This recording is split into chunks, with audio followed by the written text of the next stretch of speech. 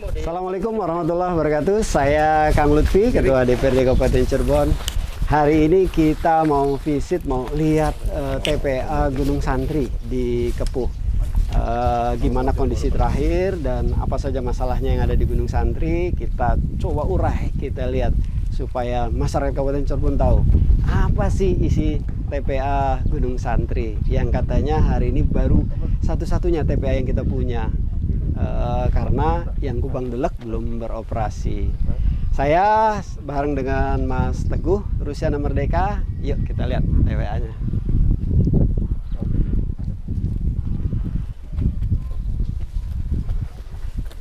Nah, ini kebetulan ada Mas Fitroh. Mas Fitroh ini orang yang sehari-hari ngurusi TPA Kubang Delek. Beliau tahu dari A sampai Z-nya. Kita mau ajak ngobrol Mas Fitroh dan Mas Teguh.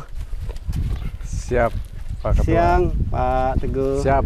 Selamat datang di TPAS. Harusnya Pak Fitroh yang ngomong. Iya. Tuan rumahnya banyak kita. Tuan rumahnya banyak ya. Pak Fitroh, ini kita lihat kayaknya baunya udah nggak ada ini di TPA. Yang kita tangkap kalau TPA tuh baunya busuk gitu kan. Tapi ini nggak bau. Keren menurut saya.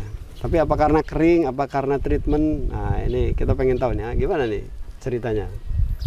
Kalau sampah pada dasarnya memang bau. Cuma lebih ke treatment.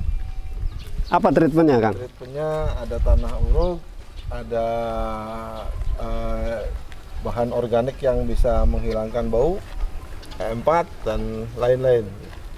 Mungkin ini lebih dominan di pengurugan yang rutin kita lakukan, sehingga bau yang harusnya keluar akhirnya tertutup di tanah. Termasuk Reduksi. faktor kuat cuaca. Cuaca juga. Diuruk setiap hari? Seminggu sekali. Seminggu Di sekali? sela-sela itu ada penyemprotan untuk bakteri. Oh, penyemprotan.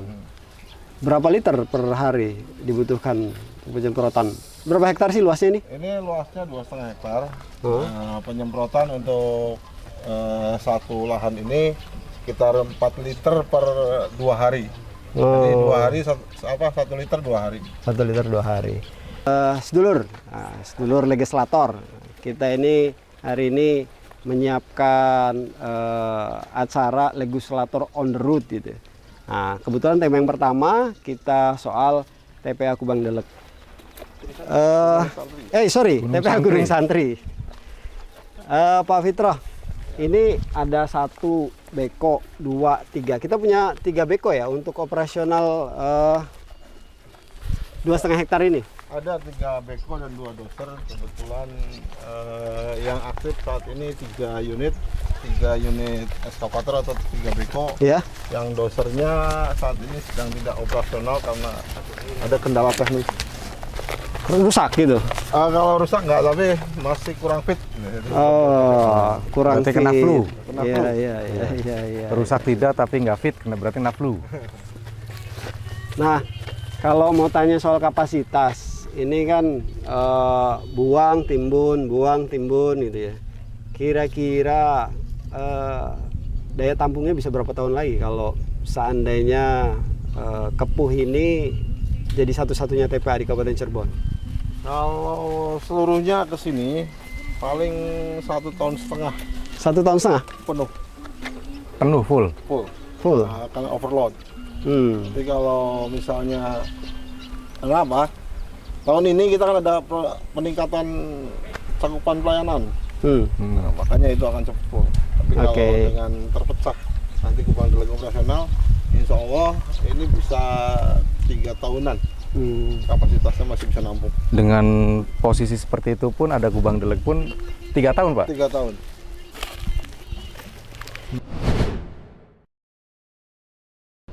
Kalau 2,5 hektar ini mungkin nggak ada perluasan itu sampai masih memungkinkan, tapi ke arah atas. ke atas malah ya. Ke arah atas. Karena di situ sudah tanah warga, tanah milik, dan berbenturan dengan wilayah pertambangan. Wilayah pertambangan. Oh, iya. Sedulur, nih situasi TPA-nya, sampah-sampah plastik sudah mulai dipilah-pilah. Berarti di sini sudah ada proses penguraian ya, Ada. pemilahan gitu ya? Memang, tapi dilakukan secara alamiah sama kelompok-kelompok pemulung. Mereka secara berkelompok memilahkan yang masih bernilai ekonomis. Gitu. Kalau tenaga kerja yang terlibat di sini berapa orang, Pak Victor? Tenaga kerja operasional TPA ini 14 orang Operasional TPA, di luar supir. di luar sopir. 5 orang operator alat berat, kemudian teknisi ada 2 orang, kemudian kepala UPT, administrasi, dan beberapa petugas kebersihan di jalan. Nah, ini kalau soal dampak lingkungan, ini teman-teman desa ini dengan beroperasinya TPA Kepuh ini, komplain yang sering disampaikan apa? Tuntutan-tuntutan warga ini. Komplain biasanya zaman dulu sebelum dioperasionalkan teknis seperti ini biasanya bau. Bau ya? Bau. Kemudian ketika kita bisa mengatasi bau, rata-rata hampir kecil kemungkinan komplain. Paling ya terkait dengan sewa lahan, kemudian minta sumbangan bantuan kegiatan kepemudaan, paling gitu-gitu saja. Yang lain saya kira sudah hampir tidak ada komplain. Kalau kaitan akses menuju ke dalam sini kan tadi sempat dari luar ke sini kan rusak. Itu secara berkala diperbaiki sama teman-teman PUPR. Oh, kemarin bisa ada 360 meter rigid yang ke arah sini. Iya, di tengah. Tapi dari awal sampai tengah kan itu agak rusak parah tuh, Pak. Tinggal ke depan, yang apa? Iya. Dari tengah ke arah muka. Ke depan jalan. muka. Oh, kita sudah komunikasi dengan teman-teman dari tengah. Karena kewenangan mereka ini. Jadi ini pemulung ini yang memilah-milahkan ya? Tersendiri, bukan dari bagian dari LH itu sendiri ya? Iya, mereka ini sendiri. Oke. Sedulur, ini ada 2 warga yang sedang melakukan pemilahan. Ibu, apa kabar Ibu? Kita sapa dulu ya. Bapak namanya siapa Pak? Saya Lutfi Pak. Kalau Ibu namanya siapa Bu? Bu Meli. Oh, Bu Milik. Sedang memilah apa nih Pak? Rongsoknya dipilihin. Rongsoknya dipilih ya. Rongsok ya. Terus dijual. Iya. Yang beli siapa? Itu Pajablon. Apa? Pajablon. Oh, ada penampungnya. Iya. Sehari bisa dapat berapa plastik, Pak? Ya tergantung sih. 4 atau 5. Ya 5 plastik paling. Kalau 5 plastik berapa kilo, Pak? Ya lumayan aja dapat 30.000. Oh, 30.000. 5 plastik itu. Ini timbangannya per plastik atau per kilo? Per kilo. Per kilonya berapa? Plastiknya Oh, 500 karat. Semua plastik, bukan? Oh, iya. Ini jam berapa mulai kerjanya? pagi Jam? jam 7 Sampai jam? sampai setengah 6 kadang tergantung sih, kadang jam 5 setengah 6. Tapi puasa nggak? Ya nggak kuat sih Pak. Nggak kuat Iya. puasa. Iya, Panas sih Pak. Iya. Iya, lemas sekali puasa. Tapi tiap hari? Tiap hari Pak. Oh. Kalau teman-teman yang lain ada juga sama? Ya segini. Sama. Ada berapa orang yang suka milah-milah? Banyak sih Pak. Oh iya, 1, 2, 3, 4, 5, 6 ya. Kalau selain plastik ada nggak yang bisa dimanfaatkan lain seperti ya, kain-kain? Ya itu Kalau ini waring. emberan nih. Itu aqua, bekas aqua, kardus, apa aja tuh waring gitu. Oh, kardus juga laku juga? Laku. Ada harganya? Iya. Iya. Harapan Pak, siapa namanya? Terus Nadi. Pak Kusnadi ini terhadap Pak Teguh nih, wakil rakyat kita. Iya, iya Pak. Teguh Rusiana Merdeka. Apa nih harapannya? Ya. Hah? Pengennya sih maju gitulah. Terus? Ya. Ya Pak ya. Pak Kus asli orang sini, Pak? Ada itu orang sini. Ya, sudah orang Orang sini semua berarti yang ini ya? Tinggalnya di mana? Di santri. di Gunung Santri. Oh, Gunung Santri. Iya. Gunung Santri di Desa Kepuh. Desa Kepuh. Iya.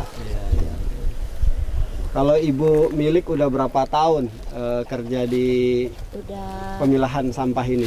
ya udah 10 tahun nih. Oh, 10 tahun lama juga ya? Iya, iya, iya. Dan untuk itu bantu-bantu bapak. Bapak di mana kerjanya? Kan bapak dari sini dari TPA. Oh, di kerja di TPA Di sana, juga. di Pul tuh. Jaga malam di Pul. Iya. Hah? Jaga malam di Oh, Pul. jaga malam. Suami ibu. Iya, iya, iya. Ya ini untuk untuk bantu-bantu suami. Ya. Ya. Tapi penghasilannya lebih gede ibu sama bapaknya. Oh, gitu ya. Kalau seminggu tuh dapat 700. Oh, seminggu 700. Seminggu dapat 700 ya? Dapat 700. Oh, Kali lumayan empat ya. berapa? Sehari tuh, masa setengah hari. Nah, Paling sedikit dapat berapa, Bu, selama 10 tahun ini? paling sedikit 500 juta. 500. Berarti produksi sampah mungkin memang lagi kecil, Bu. 100.000 nggak hilang. Iya. Pak Kusnadi. Lain aja pada Iya. nungguin gaji kan lama. Iya. Nunggu sehari-harinya tuh. Kalau hujan, ini proses pemilahannya kan becek nih. Gimana tuh? Ya kalau kita orang pengungsi malah enak hujan. Oh, naik hujan? Iya. Kenapa kalau hujan? Ya kan rada berat sih timbangannya gitu. Aduh, makanya berat. Oh, timbangannya lebih berat. Kalau hujan timbangannya lebih berat ya. Iya, iya, iya. Jadi lebih banyak ya dapatnya ya. Iya. Kan enteng Pak. Kalau kering enteng. Iya, iya, iya. Mau dari 10 kilo aja susah kalau enteng begini. kan. Nyari 10 kilo susah kalau enteng ya. Enteng semua. Nih, sedulur, kalau musim hujan nyari 10 kilo gampang. Tapi kalau musim kering ini karena enteng jadi susah nyari 10 kilo. Ini lika-liku dinamikanya ngumpulin rongsok dari sampah, Pak ya. Iya, iya, iya. Jadi doanya hujan terus, Pak ya. Ya. Ya kayak gitu juga. Tapi kalau hujan lebih bau katanya. Ya biasa aja sih udah terbiasa sih Pak. Karena udah terbiasa hidup di sini sih jadi udah itu CS loh katanya. Wah, bau udah CS nih katanya gitu. Jadi Biasa itu udah. kayaknya legislator juga harus sudah CS sama bau nih biar merasakan nikmatnya gitu. Nama juga cari duit Pak buat keluarganya gimana lagi kan gitu. Iya, iya, iya, iya. Kita kan kalau pembawa nggak mungkin nyerah gitu Pak. Siap. Sahabat legislator, ini ngobrol kita dengan Pak Kusnadi dan Bu Milik. Ternyata sampah yang tadinya seolah-olah tidak bernilai ternyata cukup bisa memberikan penghasilan yang memadai buat teman-teman yang kerja di sini. 700.000 per minggu berarti 2,4 juta. 2,8 juta ya per bulan. Lebih besar dari UMR. Di atas UMR. Di atas UMR. Kan panas begini Pak. Tapi panas nah. Kepanasan kehujanan lah gitu. Iya. Kepanasan kehujanan. Nah, itu sih kalau pagi pulang jam 9. Nih, yang terakhir nih, Lagi Pak jam 2. Bu Milik. Dari Pak Fitro sering dapat ini nggak? Sering dapat bantuan sosial nggak? Sembako, apa bagian THR gitu? Ya dapat dari itu aja, dari TPA tuh. Dari TPA ya? Iya. Suka ngasih ya teman-teman TPA ya? Wah, ini terima kasih Pak Fitro, saya atas nama teman-teman nih. Jadi saya kira ketika TPA dikelola secara profesional, bisa memberdayakan masyarakat sekitar, kemudian sampahnya bisa dipilah dan menghasilkan nilai tambah, ini keren. Dan di sini ada pembelajaran, Pak Ketua. Gimana? Bahwa kalau pemisahan sampah dari tingkat rumah tangga, berarti di rumah tangga pun bisa menghasilkan uang. Iya, iya. Jadi ada nilai sampah ekonomis juga. Berarti harusnya masyarakat juga bisa memilah dari rumah masing-masing juga. Nah, dulur, kata Pak Teguh tadi bahwa gimana nih sampah dari rumah sudah dipilah supaya teman-teman di sini lebih mudah mengurainya gitu. Tapi kalau Pak Fitro sudah mulai mempersiapkan pemilahan belum di TPA ini? Di TPA yang baru sudah mulai. Yang TPA yang Gubang Deleg, konstruksi ada fasilitas 3R. Kemudian ke depannya kita akan kerjasama dengan pihak ketiga yang ini, baik BUMDes maupun swasta yang akan melakukan pengelolaan pengurangan yang dilakukan di TPA. Oke. Jadi Kubang Deleg udah mulai ya? Sudah mulai. Episode besok kita akan lihat TPA Kubang Deleg. Saya kira untuk yang season kali ini kita cukupkan dulu, legislator on the road bersama masyarakat TPA Gunung Santri. Assalamualaikum warahmatullahi wabarakatuh. Waalaikumsalam warahmatullahi wabarakatuh.